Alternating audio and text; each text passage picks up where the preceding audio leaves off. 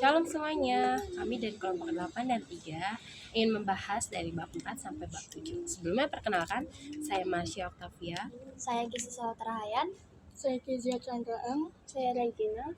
Nah, ini di bab 4 ini terdapat landasan Alkitab, yaitu dari Yeskiel 18 ayat 4a, yaitu berbunyi, sungguh semua jiwa aku punya, baik jiwa ayah maupun jiwa anak aku punya. Nah, pertanyaan pertama, mengapa kita menempatkan orang tua sebagai pendidik utama bagi anak? Aku menjawab karena menurut aku keluarga itu adalah lembaga yang direncanakan Tuhan untuk membentuk iman, karakter dan menanamkan nilai-nilai Kristiani pada anaknya. Yang selanjutnya, berdasarkan Nats Yeskiel 18 ayat 4a, apa status hakiki seorang anak di hadapan Tuhan? Nah, anak itu pada hakikatnya adalah milik kepunyaan Tuhan yang dititipkan kepada orang tua. Nah, sehingga pola asuhnya harus dipertanggungjawabkan sesuai kehendak Tuhan. Pertanyaan yang ketiga untuk Kisi ya. Bagaimana sikap anak yang benar terhadap didikan orang tua menurut ajaran Alkitab? Anak itu harus menghormati, mendengarkan, dan menaati nasihat-nasihat orang tua. Terus itu tuh sebagai bentuk ketaatan dan rasa hormat kepada perintah Allah. Jadi bab 4 itu kan adalah orang tua dan pendidik utama. Nah, pertama itu pesan Alkitab untuk orang tua. Ada hakikat anak. Anak-anak pada hakikatnya adalah milik Tuhan, Sang Pencipta, yang dititipkan atau dipercayakan kepada orang tua. Orang tua mengemban tanggung jawab besar untuk membesarkan anak agar membawa sukacita bagi keluarga. Nah, terus ada aspek pengasuhan. Orang tua bertanggung jawab membimbing anak secara spiritual dan emosional agar hidup takut akan Tuhan. Nah, serta dilarang menyakiti hati anak agar mereka tuh tidak patah hati. Terus yang terakhir ada hubungan yang hangat. Itu tuh berdasarkan pandangan psikologis, hubungan orang tua, khususnya ayah dengan ayah, sebagai jadi orang tua itu harus menjadi sahabat bagi diri kita sendiri. Terus ada pesan untuk anak-anak juga, itu ada kewajiban menghormati, itu dimana anak diwajibkan untuk menaati dan menghormati orang tua mereka di dalam Tuhan. Nah, selanjutnya ada memahami rencana kasih Allah. Nah, memahami rencana kasih Allah itu yang pertama, rencana yang indah itu kehidupan manusia diibaratkan seperti jalinan benang, rautan yang tampak kusut dan berantakan jika dilihat dari bawah sudut pandang manusia, namun dari atas sudut pandang Allah, Tuhan itu sebenarnya sedang merajut pola rencana yang sangat indah. Jadi selanjutnya pertanyaan untuk di bab 5, yaitu Allah pembaru kehidupan. Nah, landasan Alkitab, kitab ratapan Yeremia mengenai kesetiaan Tuhan. Nah, pertanyaan pertama, apa yang dimaksud dengan kuasa Allah sebagai pembaru hidup? Kuasa Tuhan yang sanggup mengubah hati, cara berpikir, dan membaharui kehidupan manusia yang rusak karena dosa menjadi yang baru dan lebih berpikir. Selanjutnya saya akan nanya lagi yang pertanyaan untuk kedua, yaitu kitab apakah dalam perjanjian lama yang menjadi inspirasi pengakuan bahwa kesetiaan Tuhan selalu baru setiap pagi? Nah, yang menjadi inspirasi itu tuh dari kitab ratapan. Kitab ini tuh merefleksikan ungkapan Nabi Yeremia mengenai pembaruan dan kesetiaan Tuhan yang tidak pernah berubah di tengah masa sulit. Oke.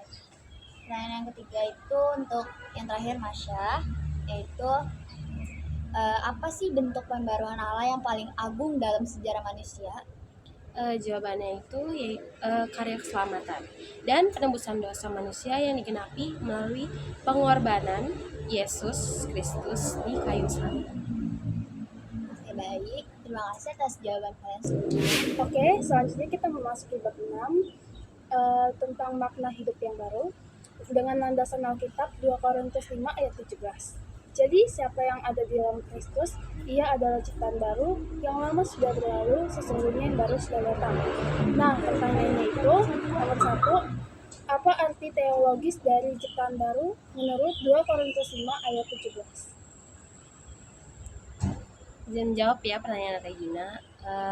Jawabannya yaitu orang percaya mengalami perubahan total.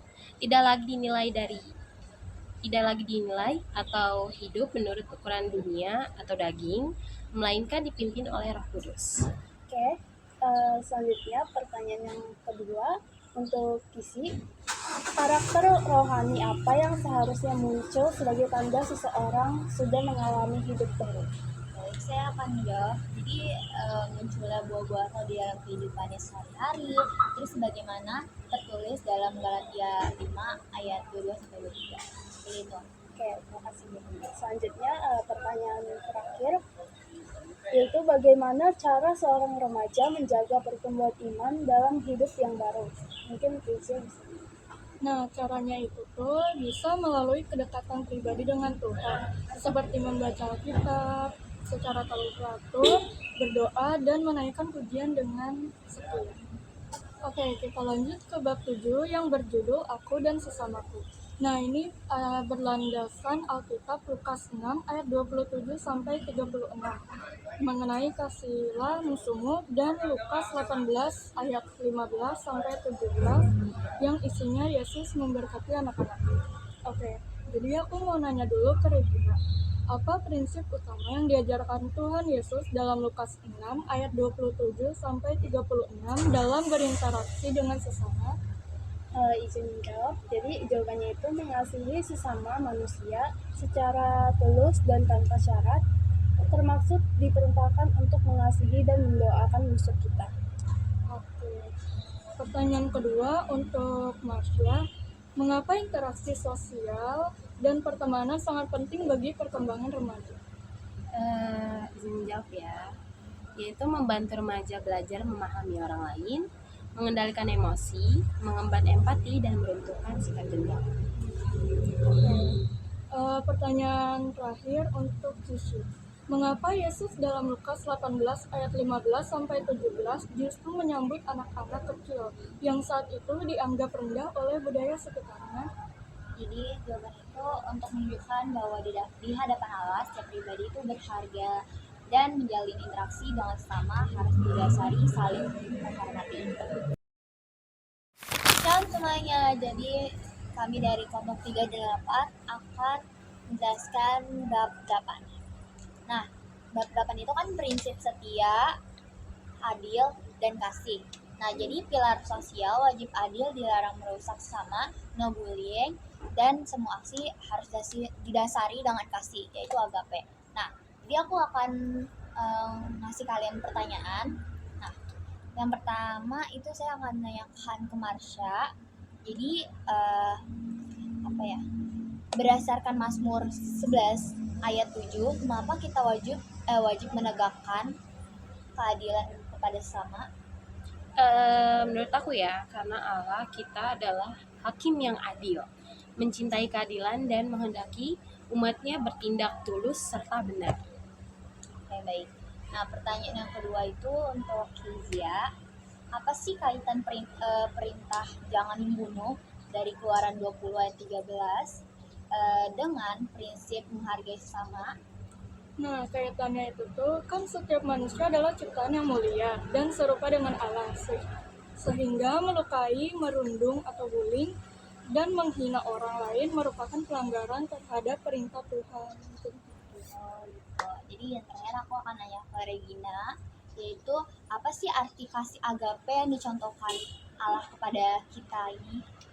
Jadi jawabannya itu kasih yang tulus, sabar, serta memberikan pengampunan yang sempurna bagi manusia yang mau berbalik kepadanya. Oke, baik. Terima kasih atas jawaban kalian. Sekian. Oke, sekarang kita akan membahas memasuki bab 9 dengan tema Allah menolak diskriminasi. Dengan landasan Alkitab, kisah pelayanan Yesus melintas wilayah di Yudea, Samaria, dan Galilea. Nah, pertanyaannya ini aku kasih untuk Kisi. Jadi pertanyaan itu, bagaimana cara Tuhan Yesus secara nyata menolak diskriminasi rasial atau kelompok pada masa itu? Nah, jadi jawabannya itu Yesus itu membutuhkan sekat pembatas dengan rela melintas dan bergaul dengan orang Samaria, terus perempuan serta menyembuhkan orang-orang yang dikucilkan. Oke, terima kasih jawabannya. Selanjutnya pertanyaan yang kedua untuk Kejian. Mengapa tindakan diskriminasi bertentangan dengan hakikat penciptaan manusia? Nah, bertentangan dengan hakikat penciptaan manusia karena prinsip bahwa manusia diciptakan itu tuh setara dan mulia serta segambar dengan serupa dengan Allah. Jadi kita tuh nggak boleh saling mendiskriminasi. Oke, baik. Selanjutnya pertanyaan yang terakhir untuk Aisyah. Apa akar masalah spiritual yang menyebabkan munculnya sikap prasangka dan diskriminasi dalam masyarakat? Jawabannya itu adanya kejatuhan manusia ke dalam dosa yang merusak tatanan keharmonisan dan menumbuhkan egoisme serta kesombongan. Oke, sekian dari bab 9. Jadi sini aku akan membacakan inti dari bab 9 dulu, yaitu Yesus mendobrak tekad suku, ras, dan gender. Semua manusia setara karena diciptakan segambar dengan Allah. Sekian. Oke, kita lanjut ke bab 10 yang berjudul Hidup dalam Masyarakat Majemuk yang berlandaskan Alkitab dari Matius 28 ayat 19, yaitu isinya, karena itu pergilah jadikanlah semua bangsa muridku. Oke, jadi aku ada beberapa pertanyaan. Yang pertama aku mau nanya ke Regina dulu ya. Nah, bagaimana amanat agung dalam Matius 28 ayat 19 memandang keberadaan berbagai suku dan bangsa kemajemukan? Oke, izin menjawab. Jadi dari ayat tersebut memandang keberagaman suku dan bangsa secara positif sebagai objek kasih serta keselamatan Tuhan tanpa terkecuali. Oke, pertanyaan kedua untuk Kishi. Apa arti teologis dari keberagaman atau kemajemukan budaya dan agama yang ada di sekitar kita? Ya, jadi pendalaman adalah kekayaan dan keindahan yang sengaja dirancang oleh Tuhan dalam keteraturan serta kehormatan penciptaannya. Lanjut ke Marsha. Bagaimana sih cara mempraktikkan kepekaan sosial di tengah masyarakat yang majemuk? Menurut aku ya, melalui sikap toleransi yang nyata, menghormati perbedaan keyakinan, tidak menyebar hoaks, dan mau bekerja sama demi kemanusiaan. Terima kasih atas jawabannya. Aku mau ngasih inti dari bab ini. Jadi intinya itu tuh pluralisme di Indonesia. Keberagaman itu desain indah dari Tuhan. Kita wajib toleransi dan aktif dan serta bekerja sama dengan lingkungan kita. Terima kasih. Nah, selanjutnya kita akan membahas bab 11 yang berjudulkan Allah menciptakan alam dan keindahan. Yang berlandaskan Kejadian 1 ayat 1 sampai 31 tentang kisah penciptaan dan Kejadian 1 ayat 28. Pertanyaan pertama untuk Kisi, apa kesimpulan teologis mengenai kualitas seluruh alam semesta yang diciptakan Allah yang mulanya menurut Kejadian 1? Jadi Allah tuh melihat bahwa segala sesuatu yang telah diciptakannya itu sungguh amat baik, teratur dan sangat indah. Pertanyaan selanjutnya untuk Kezia, berdasarkan Kejadian 1 ayat 28, apa makna penugasan awal yang diberikan Allah kepada manusia atas bumi? Nah, manusia itu tuh diberi kuasa untuk mengelola dan memenuhi bumi secara bertanggung jawab, bukan untuk mengeksploitasinya atau merusaknya. Oke, lanjut pertanyaan yang ketiga untuk Regina. Mengapa kita menceritakan urutan penciptaan secara sangat sistematis atau tepat lalu isi? Jadi jawabannya itu untuk menunjukkan bahwa Allah bekerja dengan penuh keteraturan dan mengubah kondisi yang semula kosong dan kacau balau menjadi sangat indah. Oke, baik, terima kasih untuk jawabannya. Dan inti dari bab 11 ini yaitu ekoteologi alam ciptakan Tuhan dengan sangat teratur dan sungguh amat baik sebagai rumah bagi manusia. Saat ini saya akan membacakan bab terakhir yaitu bab 12 dengan tema berperan aktif menjaga kerusakan alam. Dengan landasan Alkitab terdapat di Kejadian 2 ayat 15, Tuhan Allah mengambil manusia itu dan menempatkannya dalam Taman Eden untuk mengusahakan dan memelihara taman itu. Nah, saya akan memberikan pertanyaan kepada Marsha. Jadi pertanyaannya itu eh, apa dua mandat utama yang diberikan Tuhan kepada manusia terkait lingkungan hidup berdasarkan Kejadian 2 ayat 15? Nah, dua mandatnya itu ada mandat khusus untuk mengusahakan atau mendandani bumi dan memelihara atau menjaga kelestarian lingkungan agar tidak rusak. Nah, selanjutnya aku ingin bertanya kepada Kezia nih. Menurut kamu, apa dampak buruk spiritual dan ekologis jika manusia mengabaikan mandat Kejadian 2 ayat 15 tersebut? Nah, dampaknya itu bisa terjadi kerusakan ekosistem, kayak banjir dan kebakaran hutan, yang mendatangkan penderitaan bagi manusia itu sendiri. Nah, lanjut aku mau nanya ke Regina. Sebutkan tindakan konkret yang mencerminkan ketaatan pelajar terhadap mandat memelihara lingkungan di sekolah atau rumah. Oke, jadi jawabannya itu membuang sampah pada tempatnya, menghemat penggunaan listrik, dan aktif mengurangi penggunaan plastik sekali pakai.